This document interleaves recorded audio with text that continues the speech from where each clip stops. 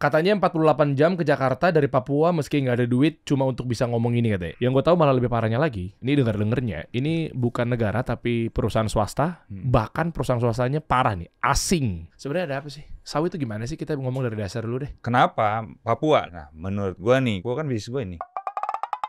Kita kasih solusi. Tum Akbar Himawan. Siap, Mas Dery. Mantap. Gimana kabarnya? Baik, alhamdulillah. Ngeri sekali nih. Anda digadang-gadang mau jadi menteri katanya. Bukan saya yang ngomong. Anda dari HIPMI atau Ketua HIPMI Pusat, Himpunan Pengusaha Muda Indonesia. Tapi rata-rata kenapa ya stigmanya HIPMI nanti ujung-ujung masuk kabinet?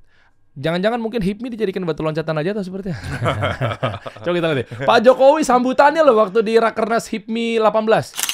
Alumni HIPMI banyak yang masuk di kabinet. Ya, mantap nih presiden gue nih. Ada Pak Sandi, Oh hadir ya? Hadir. Pak Sandi ada HIPMI. Pak Erik, Pak Erick Thohir, ya HIPMI. ada Pak Bahlil, Oh iya, Pak Bahlil. ada Pak Rosan, yang baru saja, ada Pak Dito juga, Pak Dito HIPMI juga, Dito. Dito. Oh dan iya, juga iya. ada Presiden. Oh iya, ada presiden. Oh iya, Pak Jokowi. HIPMI beliau. HIPMI Solo. Jangan dilupakan saya ini adalah HIPMI tapi HIPMI daerah. HIPMI kampung memang belum masuk ke Pusat. BPP, belum masuk ke HIPMI pusat. HIPMI daerah. Tapi sekali lagi Presiden tetap HIPMI. Weh. Ya. Asik. Beliau juga pakai baju HIPMI lagi. Jadi tadi kalau Pak Ketua Umum menyampaikan minta arahan Presiden, kalau saya mengarahkan nggak salah. Wih.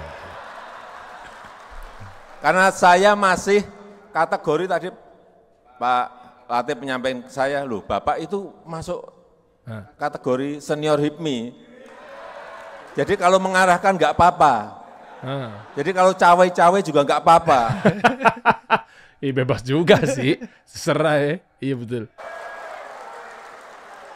Karena kan di keluarga kita sendiri kan.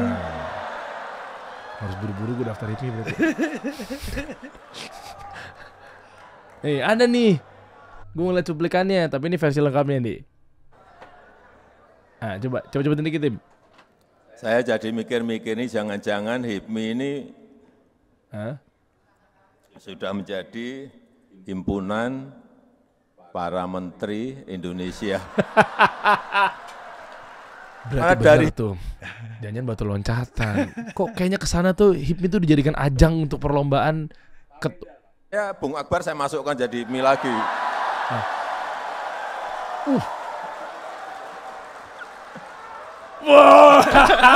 Tapi enggak lah. Tom, tahu lah minimal staff sus lah. Bagian media kayak apa gitu. Bener ya. Lu paling apa sih? Ini gue ngasal-ngasalnya aja nih. Kalau nggak di bidang, loh kan katanya Pak Presiden boleh cawe-cawe boleh. Lah kan kita ngail-ngail aja dulu, ya kan? Kita nggak tahu nih, karena kan Anda banyak berkontribusi untuk para pengusaha-pengusaha soalnya. HIPMI pusat loh, dari wilayah wilayah Jaya baru pusat kan?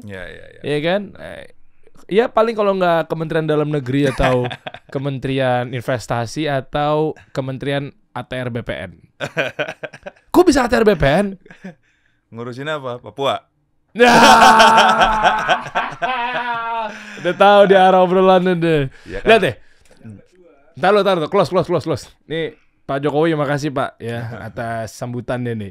Coba deh lihat deh berita lagi viral tuh.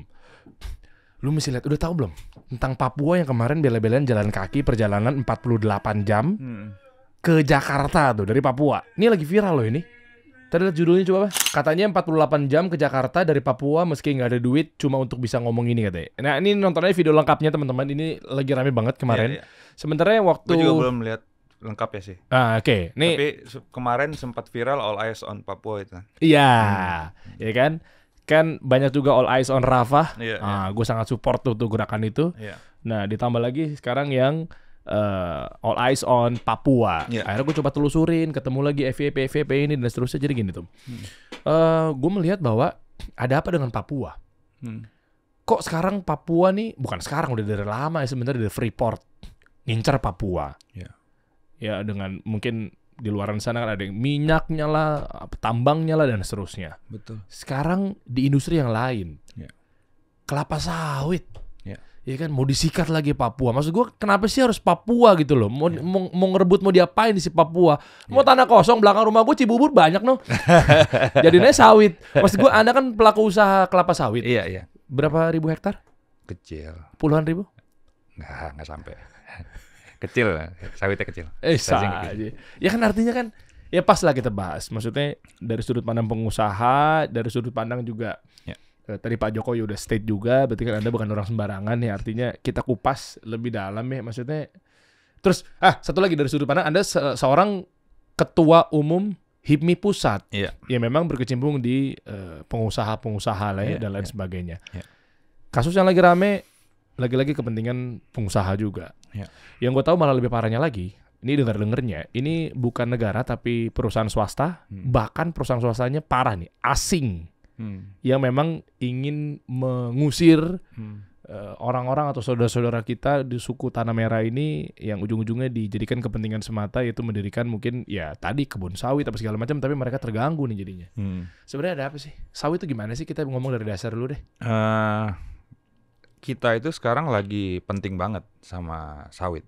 Jadi Indonesia itu sebenarnya salah satu tempat yang paling menarik buat investasi hilirisasi kelapa sawit. Ke depan kan kita akan green energy kan, akan pakai biodiesel, akan menjadi oil yang ramah lingkungan, kan minyak yang ramah lingkungan.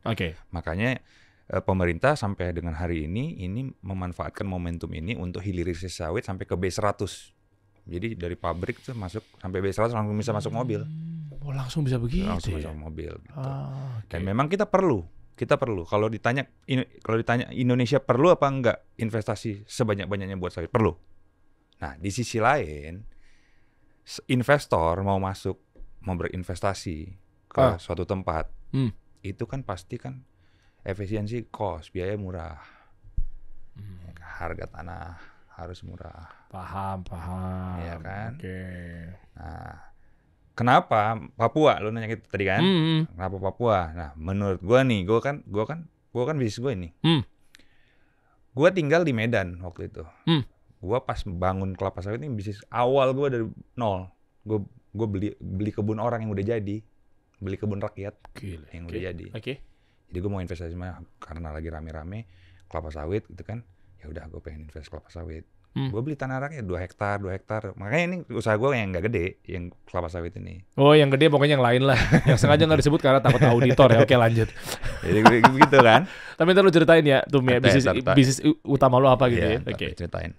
Nah, pas gue di Medan, gue ke Sumatera Utara, gue cek si Labuhan Batu tuh yang bagus-bagus tuh kan. Nama daerah nih, nama kabupaten. Labuhan Batu Selatan, Labuhan Batu Utara.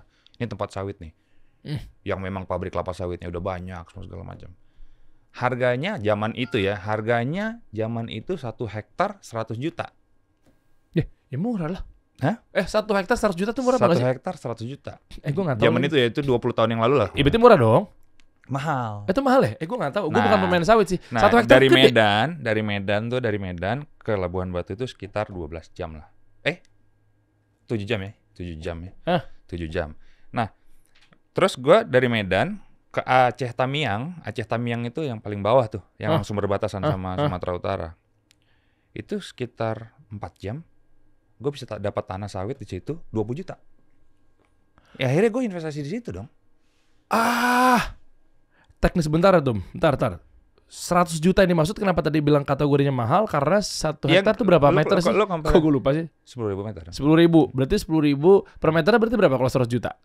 Kalau tanah kebun mana hitung per meter? Bos. Oh, bukan gitu ya? Hitungnya per hektar. Tanah kebun kan luas. Enggak, gue mau ngitung Hitungannya cost-nya. Biar kok bisa-bisanya 100 juta, ada yang 20 juta. Iya, makanya gue bilang tadi nggak boleh di Cibubur, tanahnya mahal. Gimana cara mau bangun kelapa sawit tanahnya di Cibubur? Oh gitu. Ya tanahnya mahal, nggak masuk lah. Oke. Itu makanya kenapa Papua. Nah, di sisi lain di Papua ini kan ada tanah hulayat ya yang memang mereka selalu jaga dari turun temurun kan. Nah, itu yang sebenarnya pendekatan investor mungkin salah aja sama ini.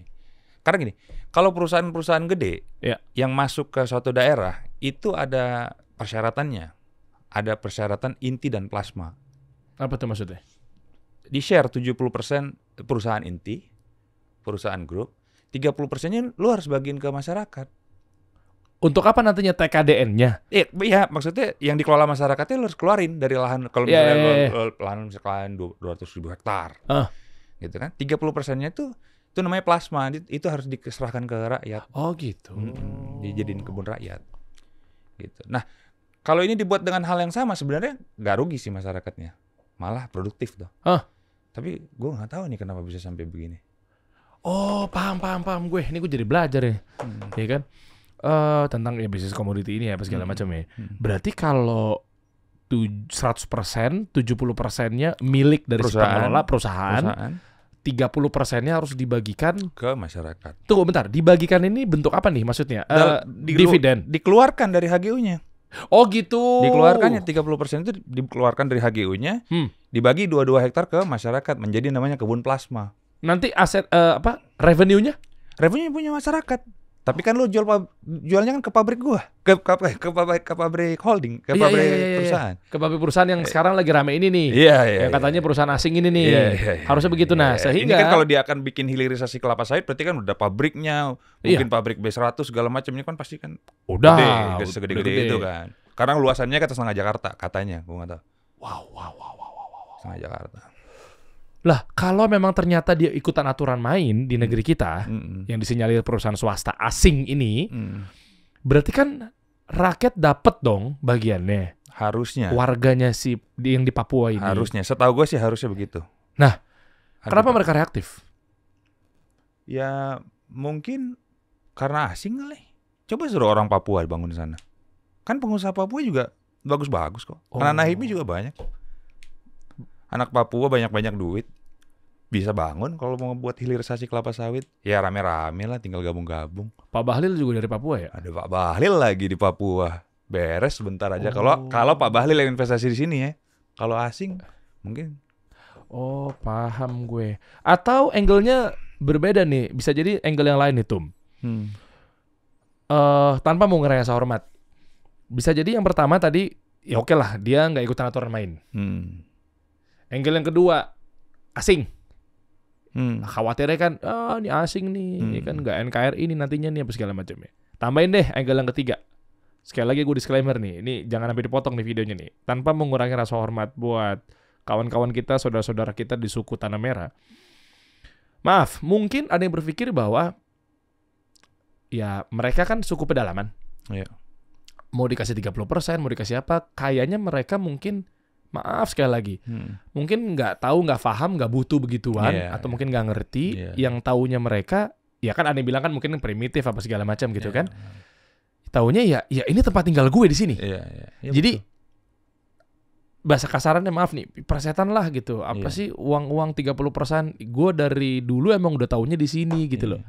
Itulah permasalahan tanah ulayat selalu. Oh, tanah ulayat gitu. Tanah ulayat pasti begitu. Jadi dia nggak bisa diukur valuasinya dengan uang. Dengan B2B nggak bisa juga. Karena dia memang dari kakek, nenek, lahir udah di situ, ya tanah itu ya setahu mereka itu ya tanah mereka buat rumah, buat tinggal gitu. Nah, itu. Gitu. Itu yang jadi masalah menurut gue situ. Nah, kalau dari sudut pandang pengusaha, kenapa harus dipaksain di situ? Sampai mereka kesian loh, ini 48 jam jalan dari Papua ke Jakarta. Nggak, maksud gue, kenapa harus di situ gitu loh? Selain murah tadi, emang nggak bisa geser tempat lain? Bisa. Tapi memang secara ekonomis mungkin ya Papua ini tempat yang mungkin menjadi salah satu tempat yang selain ada Freeport, mungkin ke depan akan hilirisasi kelapa sawit. Dan saya dengar kemarin Pak Bahlil juga menjadi ketua Satgas hilirisasi tebu ya di Merauke. Memang Papua ini sebenarnya pemerintah bagus mendorong semua investasi datang ke sana. Gitu. Nah, cuman mungkin komunikasinya aja ini yang belum ketemu. Dan mungkin siapa investor yang mau masuk. Saran saya bukan saran sih. Maksud saya ya kalau bisa orang kita sebagai investor di sana, kenapa dikasih ke asing? Gitu. Kalau misalnya Pak Bahlil aja misalkan yang invest bangun kelapa sawit di Papua, pasti orang sana happy apalagi ya kan tanah wilayah diambil sama orang Papua, dibikin sesuatu menjadi added value, habis itu ada pendapatan negara juga di dalamnya. Tapi kan yang beli orang Papua, bukan orang asing. Iya benar. Harusnya tadi misalnya Pak Bahlil dan kawan-kawan gitu ya. Tapi gini, kok bisa sampai lolos? Nggak tahu Mas. Anda harus suara dong, buka suara dong. Nah sekarang gini, lo bukan sebentar. Ya kan saya nggak bilang bahwa apakah harus dibenahin kabinet yang ada di Kementerian ATR BPN. Nggak gini.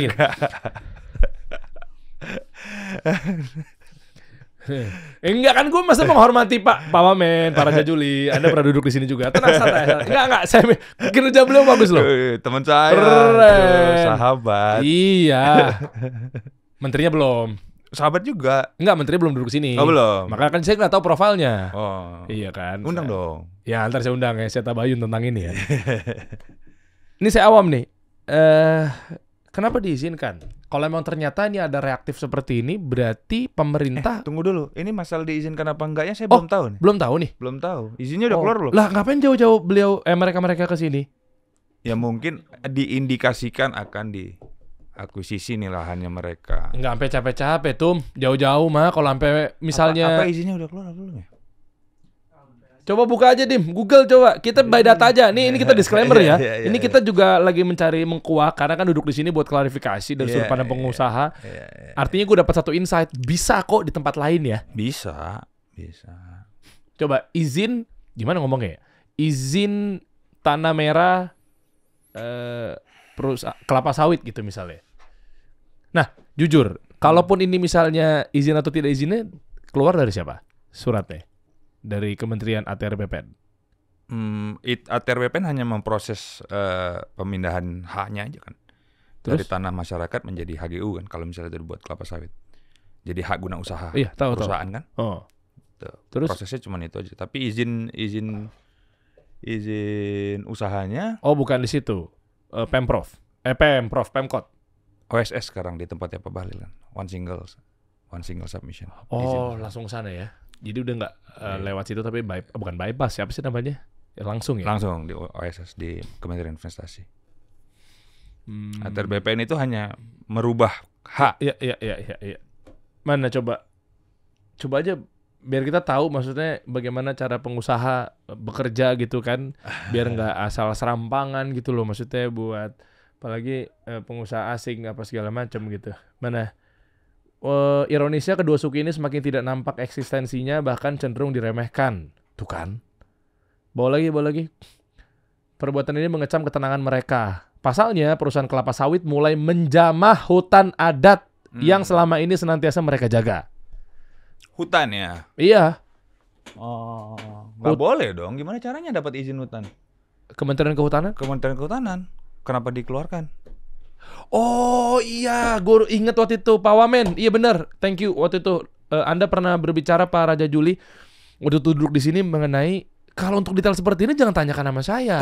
Kementerian Teknis. Iya benar. Langsung LHK ya. Iya, tanyain ke Kementerian Kehutanan, Der. Betul. Gitu. Kayak seakan-akan Anda salah alamat nih. Oh yaudah, saya mau tahu, makanya saya mau tahu ilmunya, klarifikasi tentang dunia usaha. Kalau ini hutan berarti di sana izinnya. Gitu. Oh iya benar, inget banget waktu itu Pak Wamen ngomong gitu ya. Oh, Kementerian Kehutanan. Saya harus duduki juga nih undang Menteri Kehutanan. Ibu Siti Nurbaya. Oh, Ibu Siti Nurbaya. Bu, salam hormat dari saya, Bu. Iya, nanti kita coba WhatsApp aja, Bu. Saya mau tahu, Bu. Biar gimana pengusaha-pengusaha nanti berjalan. Emang bener, Bu, dari asing, Bu, atau gimana, Bu? Kan saya shout out aja ke mereka. Oh, di situ. Berarti kalau sawit yang ada di sana berapa hektar tadi katanya di berita? Sampai segitu seksinya apa gimana? Gede katanya ya. Setengah Jakarta tuh berapa sih? Luas Jakarta tuh berapa sih? Luas Jakarta setengahnya berapa ya? Luas katanya gitu, luas Jakarta, luas wilayah Jakarta. Ini kita bahas satu persatu teman-teman. Biar kita tahu tuh. Luas Jakarta dengan luas 661 km persegi. Udah juga ya. Berarti kalau bagi 2 300-an kilometer persegi. 300 kilo. Itu gede. Gede banget. Potensi revenue returnnya berapa? Waduh, gede banget lah itu. Itu mempengaruhi makroekonomi gue rasa.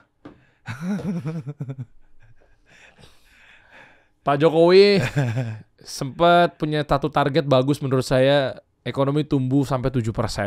Iya. Catatan merata loh ya. Iya. Makanya dibikinlah satu kementerian investasi, gimana caranya agar diratakan ke segala sisi. Jawa luar Jawa, betul. Di luar Jawa. Sekarang kan. luar Jawa udah 51%. Wow, mantap. Nah terus bagaimana sudut pandang Anda kira-kira kalau udah seperti ini? Karena saya sebenarnya jujur pengen gali juga sih kisah Akbar Himawan Bukhori dari krisis hingga sukses berbisnis. Nah, tadi kan kita udah bahas mengenai ya perusahaan asing apa segala macamnya. Saya mau tahu kisah perjalanan Anda dong tuh. Sampai ada titik memilih bisnis kelapa sawit, akhirnya juga rame, ya kan, nyenggol hutan adat, nyenggol hutan ini dan seterusnya. Boleh tahu nggak perjalanannya sampai kok memilih kelapa sawit yang ternyata challenging sekali loh. Ini industri bisnisnya gitu ya. Memang dulunya berangkat dari apa betul? Dulunya bisnis keluarga. Bisnis keluarga pengangkutan orang, bis. Pengangkutan orang, bis. PO kan. Oh, oke. Pengangkutan orang, bis. Trayeknya Medan, Aceh. Karena kampung kakek saya di Aceh. Bapak saya udah lahir di Medan. Nah, terus usia saya 10 tahun 97, bapak saya tuh yang operate bisnis salah satunya, berdua dengan abangnya. Salah satunya bapak saya, tapi bapak saya yang paling in charge karena saya tinggal di tempat usaha itu. Saya itu rumah saya di tempat usaha. Di pool. Oh, wow. Kan bis ada poolnya kan? Iya. Tempat parkiran bis. Iya. Saya tinggal di situ. Wow. Saya lahir di situ. Wih. Itu jadi umur 5-6 tahun tuh baru bisa naik sepeda. Kan pool kan gede kan. Ya saya naik sepeda ke tempat kerja bapak saya. Balik. Jadi suasana itu udah saya dari lahir saya udah di situ, di tempat usaha itu. Nah, terus umur saya 10 tahun bapak saya meninggal. Kecelakaan pesawat. Garuda itu yang di Medan kan. Oh iya. Tahun 97. Oh, ada ikut salah satu penumpang di sana ya? Salah satu penumpang di sana. Nah, tinggal nih satu orang nih kakaknya nih. Kakaknya bapak saya kan? Om ya? Om. Saya juga belum bisa masuk, umur masih 10 tahun. Gitu kan. Tapi karena rumah saya di situ, saya hari-hari pulang sekolah pasti ke kantor, ke belakang. Gitu. Sama Om diajarin, saya manggil Abu. Diajarin lah pokoknya. Diajarinnya bukan langsung manajemen dulu. Kalau orang kan belajar manajemen, belajar ini. Jadi ajarin suruh ke belakang ke mesin, ngoprek mesin. Makanya saya suka mobil, ngoprek mesin, ngoprek gardan, ngoprek begitu. Malah ke situ. Iya, jadi, apa tujuannya? Jadi dia cerita bisnis ini infrastrukturnya ini mobil, bis. Jadi kalau lo nggak ngerti bisnya, kalau lo nggak tahu ini apa aja komponen dalam usaha lo ini, karena nanti pasti masalahnya yang terjadi adalah di situ. Ya kayak bener juga kan, bannya pecah lah, ini radiatornya meledak lah, apa segala macam kan di situ nyawanya kan semua kan. Jadi nyawa usaha lo tuh ini gitu, dia ngajarin gitu dulu baru ke manajemen. Oh, dari fundamentalnya malah ya. Iya, itu yang sangat fundamental sekali masuknya. Nah, baru pelan-pelan udah selesai SMA baru manajemen diajari. Gitu kan, bagaimana sales, bagaimana marketing, itu terakhir. Baru terakhir keuangan. Oh, itu ujung banget tuh. Keuangan. Ya udah, jadi itu bisnis awal. Itu bisnis kakek, dari bisnis kakek. Ini abang adik berdua. Nah, habis itu usia 20 tahun, gue pengen diversifikasi bisnis tapi punya gue sendiri. Gitu kan, ini kan bisnis keluarga. Ya itu tadi gue yang jadi kebun sawit. Lah modalnya? Modalnya kan udah ada gaji, udah ada ini. udah ada dividen juga udah ada dividen perusahaan, udah ada privilege dari keluarga orang tua. Dapat gaji, dapat dividen, cukup lah beli sawit kecil-kecilan gitu kan. Terus kalau ada yang ngomong ini gimana? Wajar lah, dia sukses, enak banget hidupnya dari privilege orang tua. Kita dari awal. Tar dulu. Jadi tahun 2001, 2002 itu perusahaan kita hampir tutup. Oh, kenapa? Kan operasi darurat militer di Aceh. Berapa tahun tuh? 2 tahun perusahaan kita hampir nggak ada aktivitas sama sekali. Tapi kita nggak PHK orang satu orang pun loh.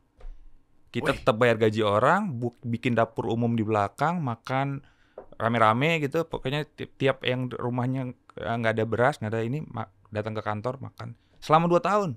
Oh, dari mana pemasukan income-nya? Iya makan duit lah. Makan uang perusahaan lah. Ya kan perusahaan kan bukunya hijau waktu itu. Oh iya, tapi hijau tiba-tiba tutup kan. 2 tahun kita harus bertahan, nggak ada. Makanya gue berpikir gue harus diversifikasi bisnis. Mau diekspansi kayak manapun, pada saat momentum nanti ini si perusahaan ini bisa bagus rebound gitu kan. Tapi gue harus keluar, gue harus cari bisnis yang lain gitu.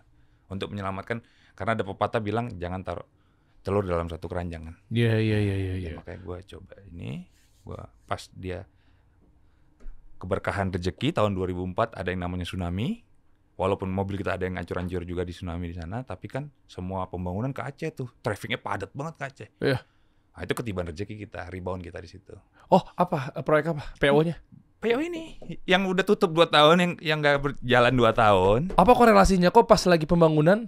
Jadi begini, kan tsunami. Kan pembangunan kembali tuh. Kan tunggu perdamaian dulu nih, perdamaian Aceh. Pak SBY, Pak JK ingat nggak perdamaian? Tahu. Selesai nih operasi darurat militer, kita udah mulai jalan. Tapi trafficnya juga nggak banyak karena orang kan males ke Aceh, ngapain? Habis perang, tsunami lah, tsunami.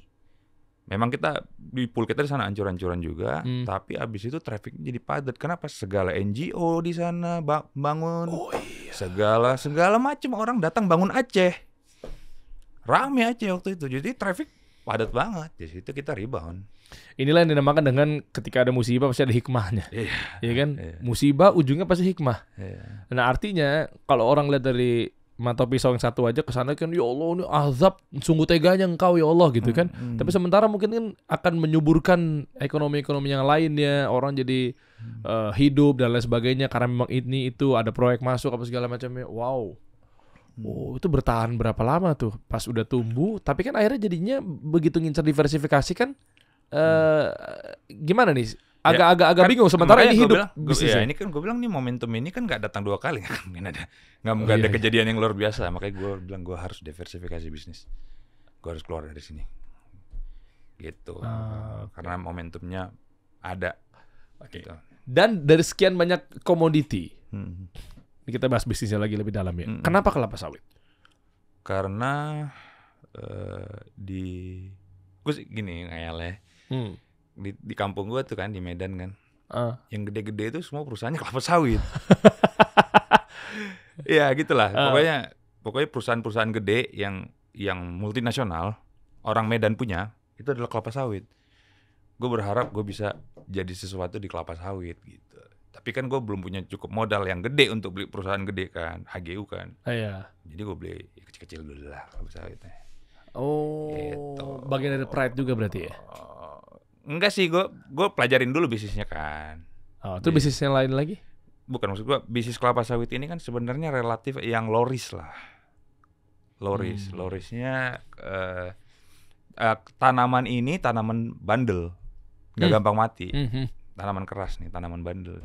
Jadi kalau misalnya lu pangasi pupuk 1 hari aja dia nggak langsung tewas gitu. Kalau peternakan misalkan bisnis sapi gitu kan, sapi mati 1 rugi kan berapa kira-kira gitu lah, perhitungan gue waktu itu lah. Makanya gue pilih itu. Nah tapi ya akhirnya ya udah, karena keterbatasan lahan juga, gue mau ekspansi juga di sawit, gak ada lagi lahannya, gak ada yang semurah itu, lahannya langsung udah naik. Ya udah, jadi nggak gue kembangin lagi. Tapi kalau ada stigma mengenai kelapa sawit, ada yang berpikir bahwa ini kan komoditi, alah ini malah ngerusak orang yang miskin makin miskin, hanya kepentingan orang-orang kaya doang gitu kan, bisnis sawit apa segala macamnya. Itu bisa coba counter nggak omongan-omongan seperti itu? Karena kalau untuk urusan batu bara, kita ngomong yang hasil bumi lah ya, kita ngomongnya ya. Ya ini awamnya gue bertanya aja sih, sebenarnya pengen tahu apa sudut pandang pengusaha-pengusaha di balik ini semua yang memilih bisnis di antara yang ada FMCG, ada F&B dan lain sebagainya gitu ya. Atau mungkin ya hulu ke hilirnya kan rata-rata kan mainnya kan lebih condong ke hulu misalnya gitu ya. Ada kelapa sawit, ada pemain tambang minyak atau batu bara, ya, atau kan memang marketnya jelas batu bara ya sudah cuma PLN aja udah simpel gitu ya, nggak perlu mikirin market yang lain gitu ya, buat listriknya apa segala macam. Anyway, rata-rata kan ini menjadi stigma banyak yang negatif. Gue nggak bilang mayoritas, tapi stigma negatif dari sudut pandang pengusaha di bidang industri-industri hasil bumi lah. Nah, setuju nggak kalau dipikir bahwa ini kayaknya cuma pengen kepentingan semata doang nih. Nah, ya balik lagi sebenarnya ke kasus yang tadi gitu loh. Nah, terlepas dari suku-suku yang ada karena memang tempat tinggal, tapi kan mereka merasa bahwa kayak kerap kali distigmakan kalau model-model bisnis kelapa sawit atau segala macam rata-rata negatif lah. Gitu. Itu gimana? Maksudnya bisa diklarifikasi nggak? Sebenarnya Apa nggak semuanya kayak gitu maksudnya? Iya, nggak semuanya lah. Sebenarnya gini, kalau kita mau mendukung visinya pemerintah terhadap industrialisasi kelapa sawit dan termasuk hilirisasi sampai ke B100, ini Pak Jokowi ini hebat banget loh programnya. Saya ngikutin dari mulai B20, B30 ini sampai B100, gitu kan. Ini kita karena kelapa sawit ini kan akan jadi energi masa depan. Kan dunia kan udah buat zero emission tahun 2050. Iya. 2050 kan, zero emission. Berarti kan nggak ada lagi energi fosil. Berarti Mas nggak boleh pakai mobil, bensinnya pakai itu lagi kan, yang kayak diisi di pom bensin itu kan. Iya. Tapi biodiesel boleh, kelapa sawit bisa. Ini kan energi hijau. Iya. Gitu. Listrik alternatif lain kan. Alternatif sekarang listrik udah diutamakan. Yang kedua ya biodiesel. Ini kan energi masa depan. Nah, kalau kita bisa hilirisasi di dalam negeri, ini sebenarnya luar biasa. Makanya sekarang karena potensi kelapa sawit kita ini gede sebenarnya di Indonesia, akhirnya negara luar yang saingan kita bilang kadar lemak jenuhnya minyak goreng begini mereka ganti pakai bunga matahari. Itu karena mereka nggak punya aja, nggak punya sawit sebanyak kita. Isunya diangkat sama mereka sendiri Dia ulahnya. kan sendiri ulahnya. Ini gue mau tahu. Padahal kita udah segede ini makan minyak goreng nggak? Makan lah. Tapi kan kita batasin kan. Iya. Emang nggak sehat, bener nggak sehat. Tapi kan kita makan dari kita sehat. Makan. Tapi mereka bikin bahwa nggak sehat gini karena diganti pakai bunga matahari apa? Karena mereka nggak punya. Dan kita berpotensi bisa menjadi negara yang produksi terbesar kelapa sawit di dunia. Kalau momentum-momentum seperti ini kita jaga, gitu. Jangan sampai ada, ya inilah permasalahan-permasalahan seperti ini. Sebenarnya harusnya terjadi lah kalau misalnya bisa dikomunikasikan dengan bagus. Ya, itu dia tuh, makanya kan Pak Jokowi juga nggak tahu nih apakah ada hubungannya dengan, biasanya kan Pak Presiden kita kan kadang teka-tekinya luar biasa. Ini tuh mana tadi beritanya? Coba lihat. Kata Jokowi, Akbar Bukhori bakal jadi menteri. Maksudnya kan kadang Pak Jokowi itu kan luar biasa teka-tekinya nih kan, kita dan rata-rata kemungkinan ya qadarullah berhasil gitu. Tepat gitu. Kadang suka nih kemana sih nih presiden kita nih, kemana sih nih, taunya gini ger.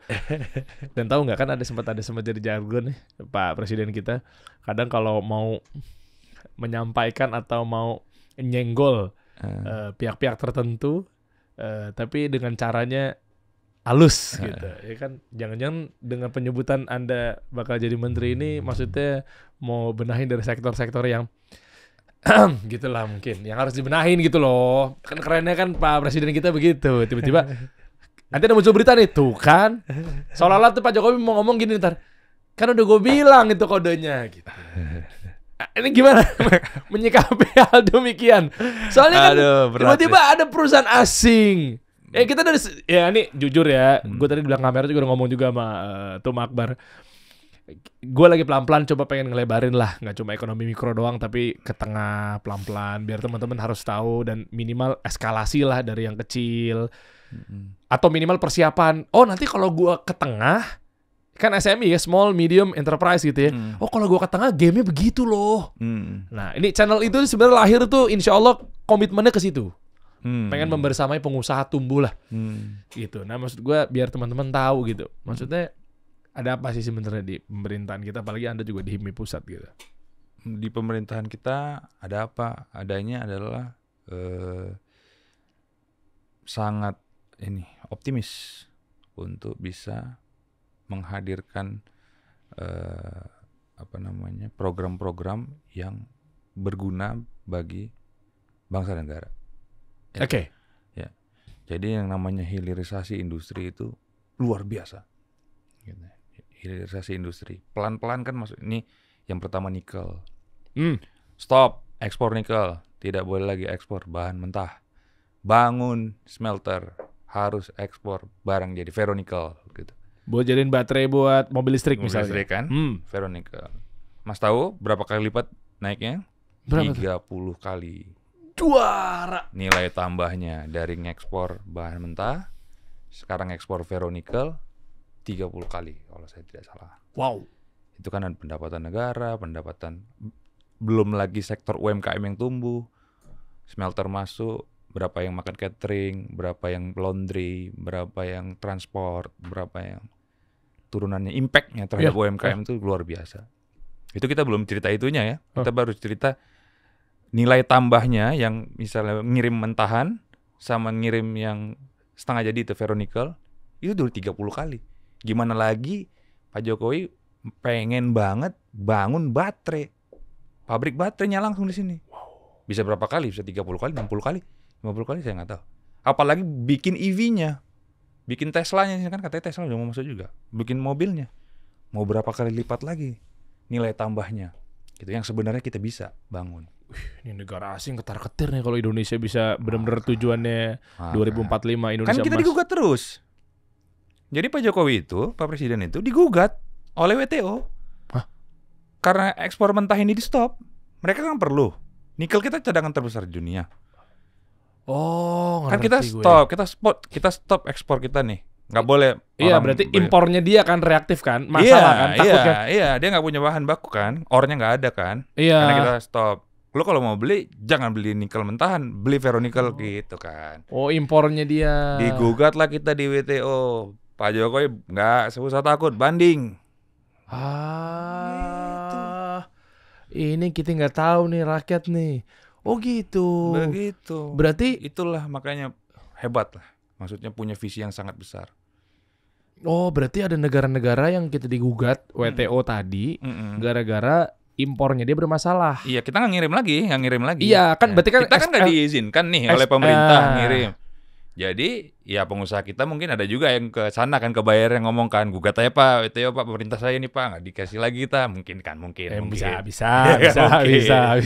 Digugat sama negara asing. Lapor lah menteri-menteri kan, Pak digugat Pak.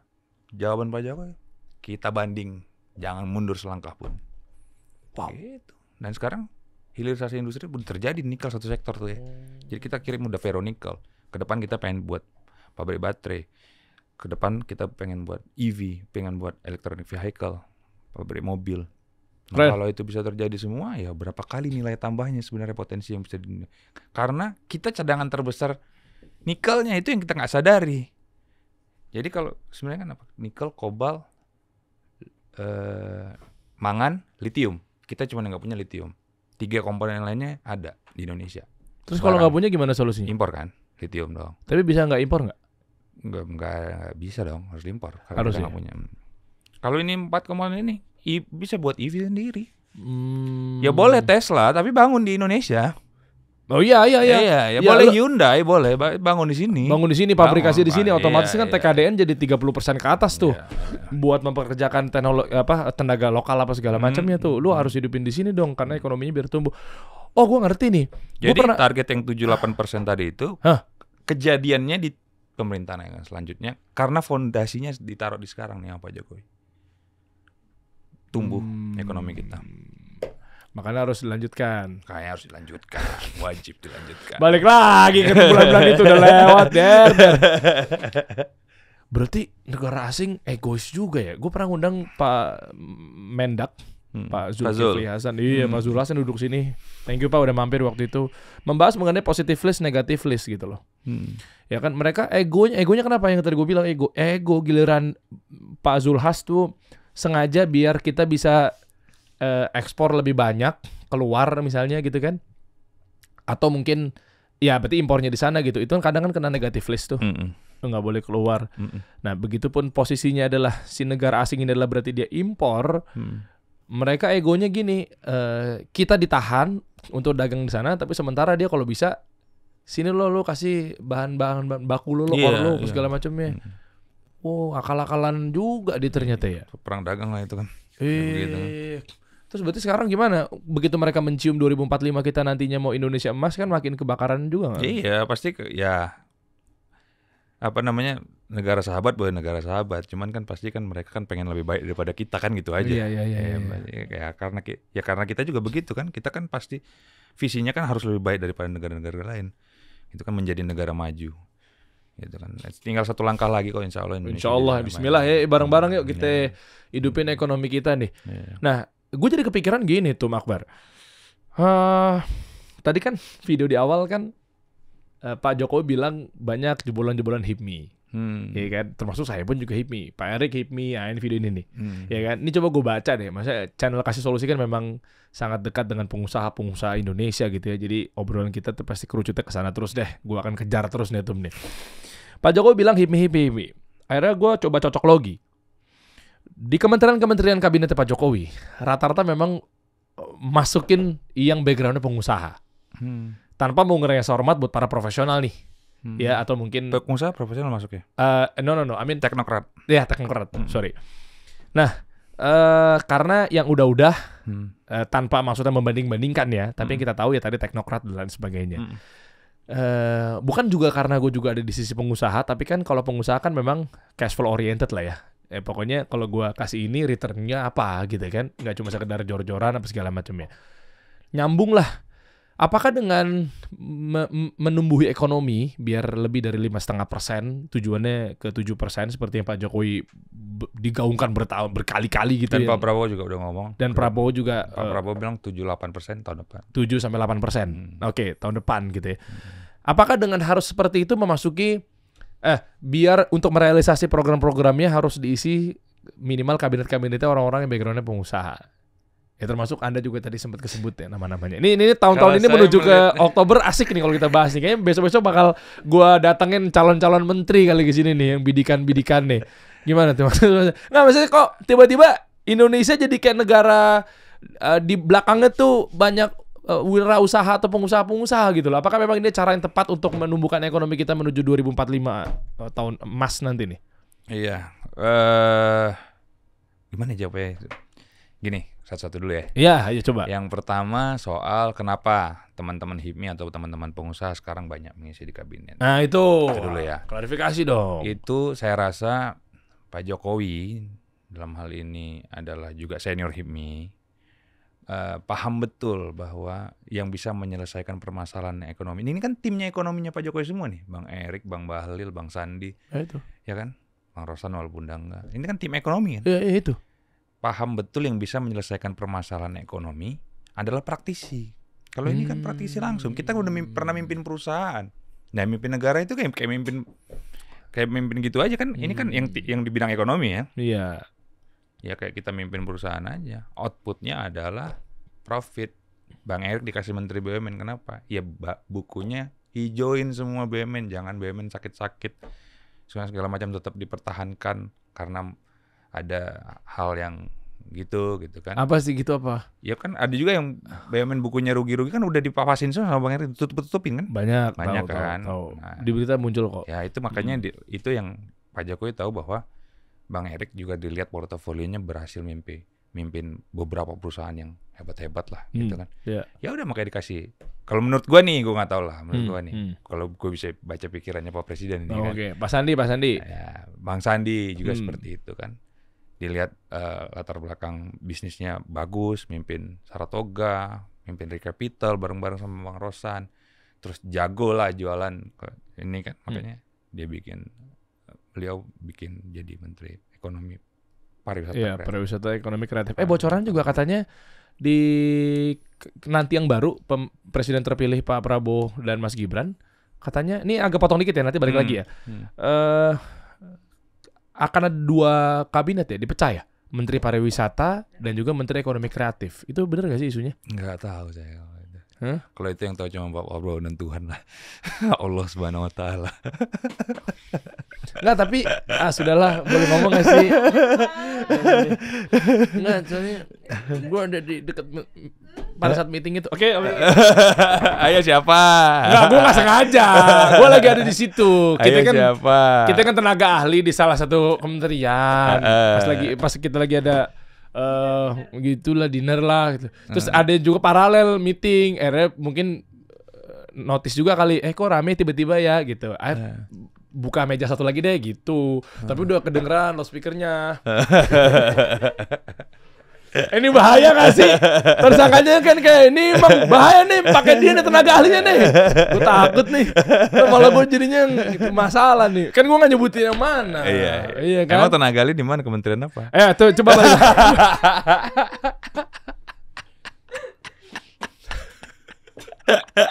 Kamu lu jadi balikin gue tuh. Udah lu jawab, gue nanya lu jawab deh. Ya gitu. Kata orang deh, jangan kata gue, kata orang. Ya mungkin aja. Katanya ada ekonomi pariwisata sama ekonomi Menteri Pariwisata sama Menteri Ekonomi Kreatif. Mungkin aja. Kenapa? Karena saya ngelihatnya bukan dari itunya. Soalnya kalau dari ini kan hak prerogatif presiden nih. Mau apapun itu. Jadi orang boleh ngomong apa aja, tapi akhirnya adalah Pak Prabowo yang akan menentukan. Saya ngelihatnya dari undang-undang yang dirubah kemarin. Undang-undang kementerian yang 34, sekarang 34-nya hilang, habis itu disesuaikan dengan kebutuhan presiden. Artinya bisa kecil, bisa cuma 30, bisa juga gede, bisa jadi 40. Nah, kalau udah presiden punya prerogatif itu ya mau buat kementerian apa aja terserah. Oh iya. Sesuai dengan kebutuhan gitu. Yang penting rakyat adil, sejahtera, kan kuncinya itu. Iya. Kan sesuai dengan kebutuhan. Gitu kan. Kayak ini misalnya kan, ini menteri-menteri ini kan pembantu presiden. Iya. Ya, tahu. Makanya salah satu waktu sebelum Pak Balis Pak Tom Lembong. Apa namanya? BPKM, BKPM. Itu. BKPM. Itu kan juga ada berubah jadi Menteri Investasi kan? Sekarang dirubah jadi Kementerian Investasi. Itu dirubah, juga kan tadinya. Tapi itu kan cuma 3 kementeriannya nggak nambah itu. Oh iya, rubah nama ya? Ristek hilang kan? Kementerian Oh Ristek iya. Jadi badan kan, jadi BRIN ya. Jadi BRIN. Jadi Kementerian Investasi. Iya. Ya makanya nambah, tetap 34. Tetap ya. Nah, artinya kan ya kalau ditarik mundur ke belakang kan sebenarnya kan Kementerian Investasi juga nggak ada. Nggak ada. Itu kan poinnya kan. Berarti ya hak prerogatifnya presiden nanti akan menentukan gitu ya. Betul. Tapi memang obrolan kali ini kenapa gue tajemin ke sana karena dari video yang ini Pak Presiden Jokowi ngebuka ya sambutan di Rakernas HIPMI yang ke-18 ya. Nah, itu juga isinya kan memang tadi beliau juga obvious banget gitu loh. Nanti akan ada begini dari jebolan HIPMI gitu. Maksud gua berarti ini jangan sampai akhirnya muncul ke masyarakat tuh kayak kesannya tuh pandang bulu gitu loh. Kayak kenapa sih? Berarti kan kok kita nggak kebagian. Nanti yang dari maaf, gua agak tajam nih. Yang dari Kadin teriak, yang dari HIPMI teriak, yang dari Apindo teriak gitu. Maksudnya, gila gue tajam banget gitu. Maksudnya jangan HIPMI mulu dong, gitu. Kan itu kan sesuai. Halo Pak Arsyad. Keren, Anda keren. Itu kan sesuai kebutuhan dan sesuai amal perbuatan. Soalnya nih 3 ini tuh selalu reaktif gitu loh. Kalau gue lihatnya dari sudut pandang pengusaha ya, kita ngeliatin ini ada apa sih sebenarnya organisasi-organisasi ini gitu loh. Kan? Ya boleh aja yang lain mungkin lebih pintar, lebih hebat, ya kan? Tapi amal perbuatannya kurang baik, gak terpilih lah kan gitu. Tapi nanti yang dari Kadin bilang lagi, gue lebih senior dibanding lo, karena gue 40 tahun ke atas, lo cuma mentok 40. Nah gimana itu? Berarti harusnya gue dong, misal. Iya, tapi dulu ikut demo di MK dia. Gue ngelempar aja deh. Gue ngelempar. Orang media, jurnalis mah ngelempar udah.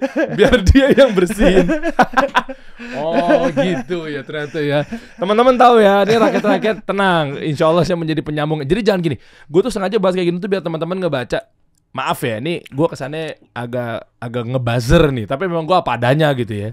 Kayak disalahin mulu pemerintah gitu. Tapi kan iya mungkin salah satu upaya kenapa juga saya dibersamai di Kemenparek. Iya. Ya itulah pokoknya ya. Iya. Itu maksudnya kan mungkin biar mewakili kali ya. Mungkin apa sih yang ada di sana gitu.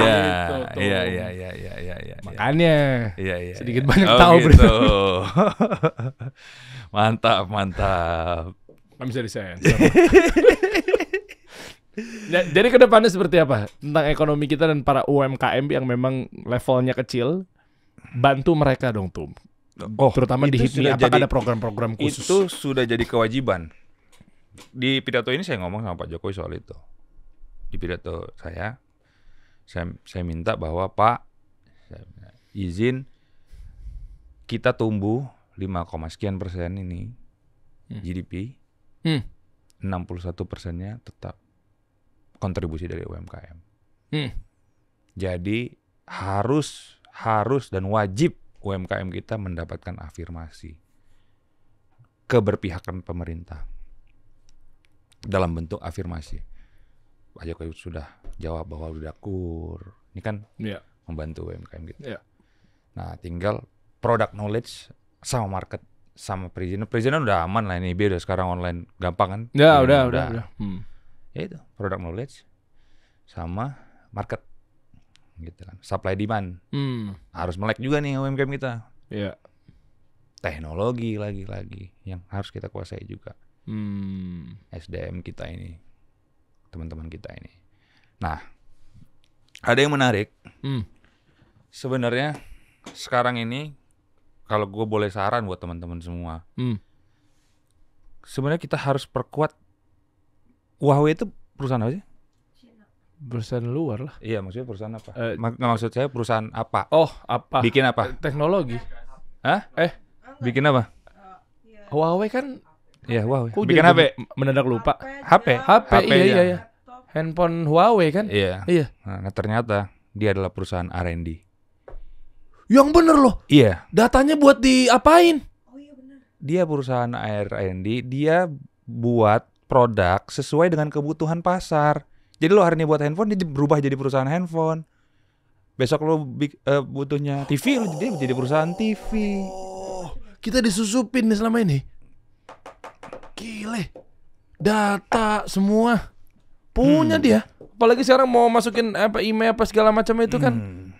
Oh. Gitu. Kenapa sih nggak anak-anak Indonesia nggak berpikir kita bikin Huawei, kita bikin perusahaan seperti Huawei? Iya, ini Mas Gibran sempat ngegaungin kemarin tuh tentang digitalisasi, tentang ya kan anak-anak muda, kenapa itu, kenapa ini. Oh. Gitu. Yang gini-gini mereka nggak tahu, disangkanya mungkin kan kayaknya dia umur doang mulu dipermasalahin gitu loh. Bukan gue yang ngomong, maksudnya kan. Iya kan? Udah selesai lah. Udahlah, iya maksudnya. Oh, emang iya ya? R&D dia. Bukannya handphone sih. Nah terus nanti dia gimana? Datanya enggak yang dia FGD kan apa gitu? Dia research kebutuhan pasar. Iya lewat apa? Misalnya dia bikin focus group discussion, apa dekat sama Nielsen, gimana sih maksudnya? Iya, dia buat perusahaan R&D. Jadi dia ngeriset dulu, dia ngeriset setahun 2 tahun buat lihat kebutuhan pasar 2 tahun 3 tahun yang akan datang. Izinnya apa?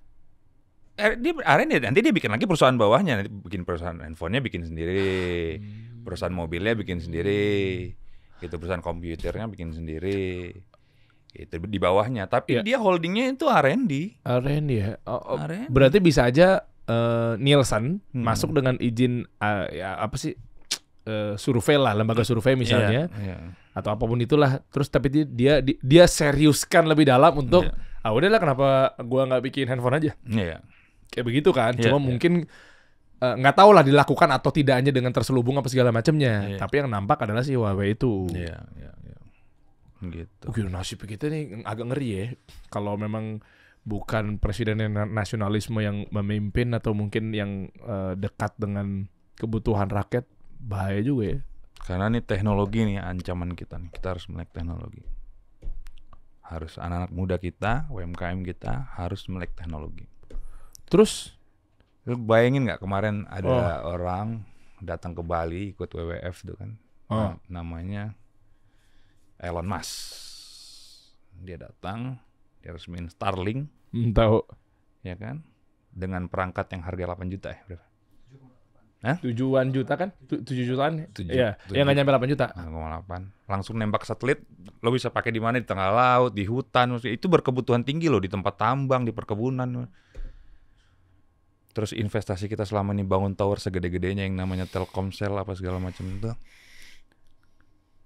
masih kepake lagi. Besok-besok gue mendingan beli Starlink, portable, bawa kemana-mana. Iya lagi, kayak kemarin gue program dikirim sama Kemenparekraf ke Labuan Bajo, iya kan? Buat bootcamp lah ya, pelatihan UMKM, ngeriset dan seterusnya kebutuhan sana. Ya penyambung lah tongkat estafetnya biar apa yang direport ke Mas Menteri yang muaranya ujung-ujungnya gitu ya, Pak Sandi. Itu sampai cerita ada pedagang kopi ya. Pedagang kopi pakai motor itu di Labuan Bajonya yang di tebing yang di bukit. Aduh, tahu deh. Iya kan, namanya kita diutus sana ya kita ke sana udah. Set. Terus gue bilang, "Pak, sekarang udah eranya digital, Pak. Banyak yang cuma bungkus nasi uduk aja direkam live TikTok gitu. Mereka bisa ngirim GIF minimal exposure kena lah. Nyambung juga, dia tadinya mantan tour guide gitu kan. Jadi dia paham lah minimal exposure digital dan seterusnya gitu ya. Gue sikat tuh, gue didiemin aja sambil ngeracik kopi. Gue udah feeling nih kayaknya gue bakal skakmat apa gimana. Kayak dia cuma kayak, ya terus mas, terus gitu doang gitu. Iyalah bisa lah, gue niatnya pengen solutif gitu kan. Kasihlah di situ handphone sambil ngeracik kopi. Banyak kan turis-turis naik ke atas. Pokoknya tempatnya seksi banget lah. Segala macam. Ya oke. Set, seakan-akan udah mas gitu. Mungkin gitu kali ya. Ya gitu pak. Oh ya, bukan nggak mau mas. Sinyal nggak ada. Nah kan dia masuk dari masalah kita kan. Iya. Starlink kucuk. Iya. Dipoles deh tuh. Susah kan nge-live. Lo pakai ini aja. Iya. Terus gue bilang, oh ya udah, terus apa yang bisa saya sampaikan ke pemerintah gitu kan? Ya minimal ya apalah tower lah apa segala macamnya. Kita nih susah sampai ada dia bikin satu tiang patokan lah. Jadi kalau turis-turis mau minta sinyal tuh di situ. Ya Allah, kasihan banget gitu. Maksud gue, wah ini ya mas nanti saya sampaikan ke Pak Menteri Sandiaga Uno ya terkait dalam hal ini gitu ya. Maksudnya biar tahu informasinya apakah kerjasama. Gue juga refleks juga sih. Ya mungkin nanti akan BUMN dikerahkan towernya Telkomsel. Gue bilang gitu juga kemarin. Ada di video nanti kita posting ya. Nah kayak begitu-begitu tuh. Nah berarti gini, kalau Elon Musk bisa melihat, ini gue agak tajam nih. Masa pemerintah nggak bisa lihat? Harusnya bisa kan? Salahnya di mana? Ya mungkin belum mau aja. Takut kenapa? Takut dipakai untuk? Enggak juga lah. Oh, kalau nggak kuat, Labuan Bajo. Iya. Oh, banyak turis asing sana. Enggak juga lah. Enggak juga. Kalau mau harusnya kan destinasi super prioritas itu kan. Oh, gede. Labuan Bajo masuk kan? Masuk. Destinasi super prioritas. Masuk. Super prioritas kan? Kan kemarin kalau masuk infrastruktur IT-nya harus dibenahin dong. Coba aja sebut. Saya ada jadwal dikirim sama Kemenparekraf buat ke UMKM sana apa aja coba? Toba. Ada Toba. Ini masih jalan nih, kita nih lagi jalan nih. Besok. Oh ini yang super prioritas semua ya Toba. Ya. Oh iya. Toba, Tanjung Pinang, Labuan Tanjung Pinang, Bajo tuh. Magelang. Kurang Lombok doang. Bali. Ada 4 kan? Super prioritas itu ada Lombok, ada ada Labuan Bajo, ada Magelang. Oh iya, Magelang, Labuan Bajo. Toba Nanti kita akhir bulan. Akhir bulan deh. Kayak gitu-gitu tuh. Nah makanya lagi mau dibangun banget nih, keren Mas Menteri tuh. Lagi pengen ngeratain gitu loh. Dan permasalahannya berbeda-beda. Beda-beda. Makanya nanti laporan ini kan kita pasti report ya. Ini Labuan Bajo begini kondisinya, Tanjung Pinang. Kemarin ada yang cerita tentang pembagian gerobak ya, keren sih. Ada seterusnya lah artinya. Nah itu maksud gua R&D tadi kan strong point-nya kan R&D. Yang kedua anak-anak kita harus melek teknologi. Ya ini yang kejadian. Perang ekonomi kita sekarang ya udah digital semua perang. Oh makanya Pak Presiden butuh Anda ya. Apa maksudnya? Jadi Dia masih nutup strong nih. pointnya digitalisasi, hilirisasi, ya itu Bismillah. tantangan ke depan. Bismillah, di Harus ujung ke- obrolan kita nih kira-kira apa tuh yang diharapkan buat UMKM kita nih ngapain biar eskalasi? Karena setahu gue gini, ini terakhir nih. Iya. Kan ya gue nggak mau bilang lah dari siapa statementnya, tapi menurut gue ini cara yang maaf kalau yang Anda merasakan gitu ya. Cara yang salah menurut gue, ya atau kurang tepat lah bahasa kasarnya ketika ingin menambah lagi ruang-ruang buat pengusaha-pengusaha baru. Ya memang ada benernya, betul. Tapi Kalau ini- mau jadi negara maju kan harus nambah. Iya, tapi kan yang Untuk- lama untuk kenapa nggak yang lama dieskalasi? Yang dieskalasi harus naik kelas, yang baru harus tumbuh. Bukan, tapi ada beberapa program-programnya. Bisa jadi mudah-mudahan gue salah. Ya. Yang ini aja belum dieskalasikan. Tapi Mau nambah yang baru. Oke. Menurut lo gimana tuh? Itu terakhir deh. Iya. Biar gue juga sebenarnya gue juga lagi ngegali sih sebenarnya. Nanti Iya, kan iya. ketika saya besok di mana? Kemana?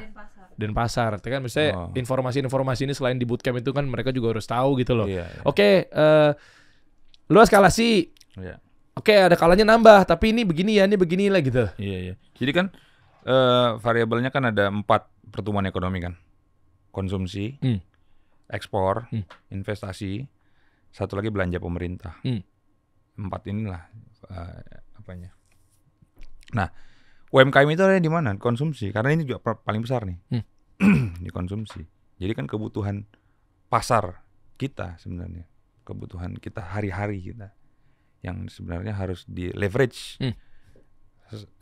Apa namanya, pengusaha kita harus meleverage dirinya gitu. Untuk bisa membuka peluang lewat pasar yang ada dari sektor konsumsi ini. Gitu. Nah, jadi teman-teman yang baru juga nanti akan dibutuhkan pada saat dia naik kelas. Kalau menurut gue nih, pada saat dia naik kelas, dia ekspansi, dia udah naik, jadi dia nggak makan di bawah lagi kan. Dia membutuhkan yang baru. Contoh lah industrialisasi contoh. Pada saat si Mikro. si smelter ini lahir, pabrik lahir. Pabrik, oke. Pabrik satu lahir. Di situ kan banyak bisnis turunannya yang dia perlu UMKM.